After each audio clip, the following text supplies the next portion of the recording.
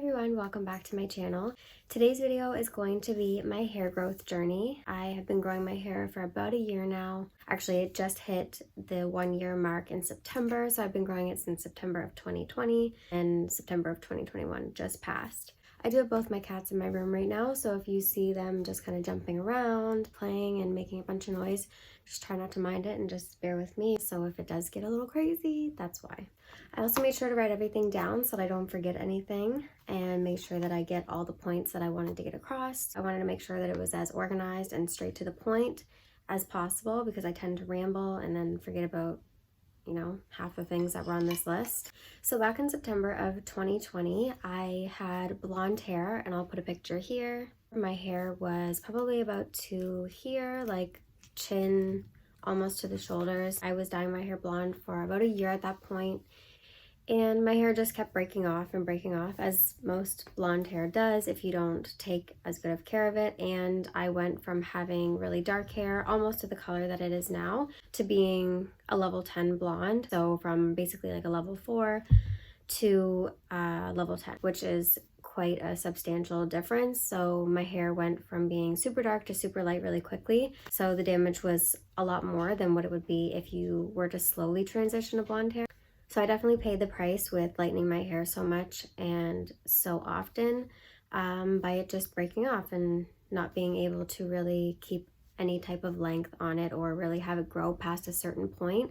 It would really grow to like about my shoulders and then it would kind of just break off. I knew that in order to grow my hair out, I would have to, stop coloring it or stop bleaching it. Bleaching it is the worst thing that you can do to your hair.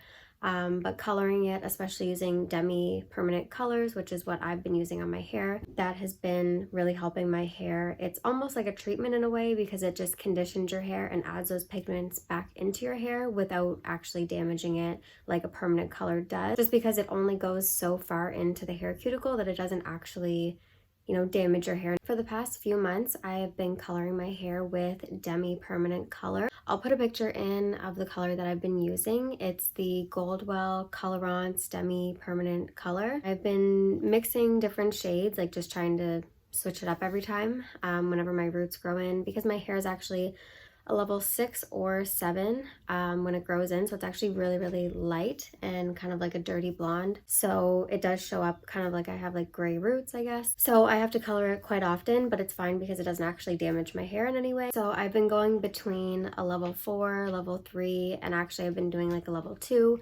Back in September, my hair was quite dark. It was actually pretty black. Coloring my hair darker was the first step to actually really getting into growing my hair out. It's helped my hair with the shine and it just looks healthier when you look at it. It's kind of hard to see because I'm kind of in the dark, but you can see that it looks glossy and shiny without me even having to put any type of shine product in it. It just kind of naturally looks a lot healthier. So after coloring my hair, the next thing that I did was take vitamins, a multivitamin or a gummy like hair vitamin. I can put in a few different types that I've tried. I think they're Nature's Bounty, or it might be another brand, but I'll put it in here.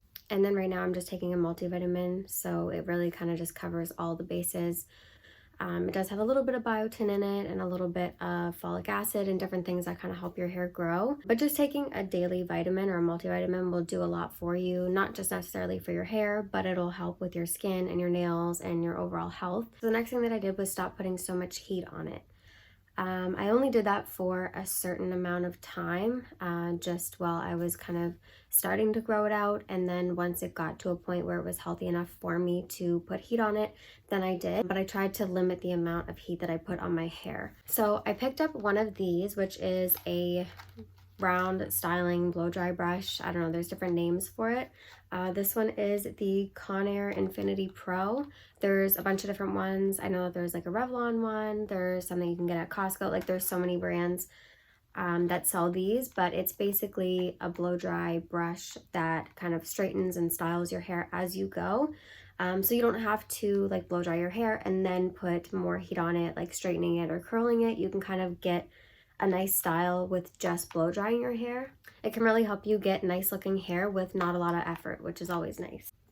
So anytime that you put any kind of heat on your hair, whether it's a blow dryer, a straightener, a curler, anything that you put on your hair that's going to put heat on your hair, you need to use a heat protectant. It's probably the most important thing of your hair care routine that you cannot miss. So I bounce around from a few different types of heat protectants. I've been using this one recently and it actually does a pretty good job. It's relatively cheap because you are going to go through a lot of this. The price of the heat protectant really doesn't matter and the brand doesn't really matter. As long as it says that it has heat protectant for blow dryers and straighteners. So this one is the Tresemme Thermal Creations with heat protection up to 230 degrees Celsius. Another tip that I have for heat styling your hair is making sure that you turn your straightener or curler down to a low heat setting. Normally when you turn it on right away, it goes up to like 450 Fahrenheit or something. You really don't need that much heat on your hair. It's really just doing unnecessary damage at that point. Most hair textures don't need that much heat on them. You'd be surprised at how low the temperature can be where you can actually get it as straight as you want without as much damage. The next product that I have to recommend is not just for heat styling, but it actually is a treatment. This is the Moroccan oil treatment. I feel like everybody knows what this is. You see this everywhere. It can be quite pricey depending on where you get it from. Usually salons will carry it. I know that you can get it online or on Amazon, but I would definitely recommend to get it from a known like hairstylist or a salon near you, just because there are a lot of counterfeit products that are going around, so you can't really trust exactly what's in it, and for the price that you're paying, you want to make sure that you're getting the best product that you can. I use this when my hair is wet, and then I also use it as a kind of like frizz like tamer after I'm done styling my hair. Once I get out of the shower and I use my leave-in conditioner and I kind of brush through my hair, I will go in with this and just kind of put it over the ends, and that kind of helps with the frizz and when your hair is air drying or when you're blow drying it too, to kind of keep it as smooth as possible. But you can also use it after you're done styling your hair to kind of just go over any flyaways, and it also adds a lot of shine. So this is one of the most recommended products that I think I have in this whole video. This is one that I think is really worth the money. The next product I'm going to talk about is the Milkshake Leave-In Conditioner. It is a leave-in conditioner for all hair types. The biggest selling point of this is the smell. It smells just like a vanilla milkshake. It's light enough that you can spray it on wet or dry hair. So if you wake up and you want to brush through your hair but you have some tangles, you can give it a quick spray through and it'll help detangle any tangle that you might have in your hair. But you can also use this on wet hair, and that's what I do. I just kind of spray it all over and brush through my hair once I get out of the shower.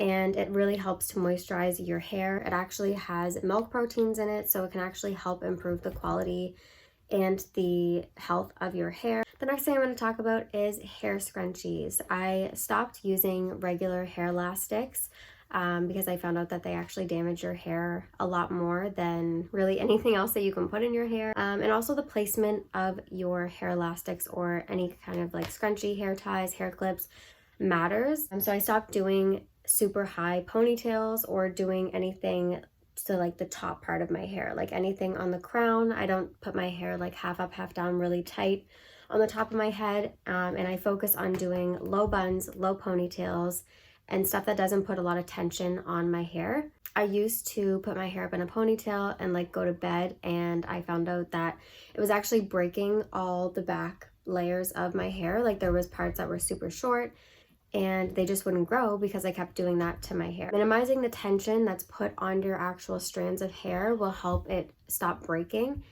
especially if you have damaged hair, bleached, colored, whatever. If you find that your hair is breaking, definitely start using scrunchies rather than hair ties. The best scrunchie that I can recommend is anything like silk or satin. So these two scrunchies that I have are by the Invisibobble brand. So they actually have the Invisibobble coil hair tie in them, so they do have a little bit more like staying power and like holding up in your hair for a lot longer. It really doesn't matter what brand you use. Silk ones would be better for your hair in terms of like the texture of the fabric and not pulling on your hair so much, but any scrunchie will be better than using just a regular hair elastic.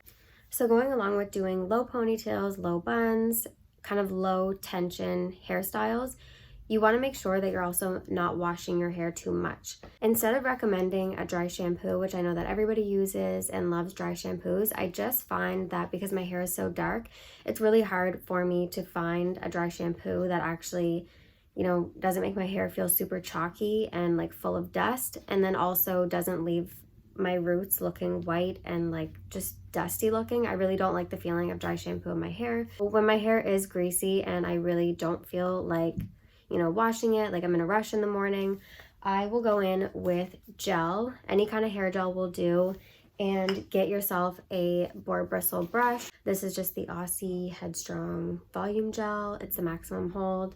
I got it at Walmart for like $3. It's super cheap.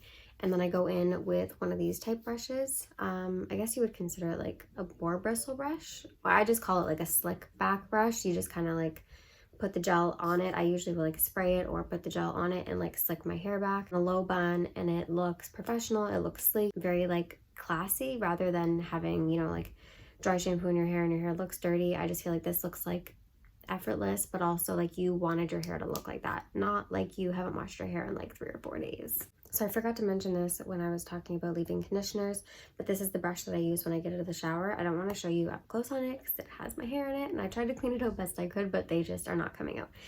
So it just looks like this. It's kind of similar to a Tangle Teaser, and then there's like some other brushes that are similar to this.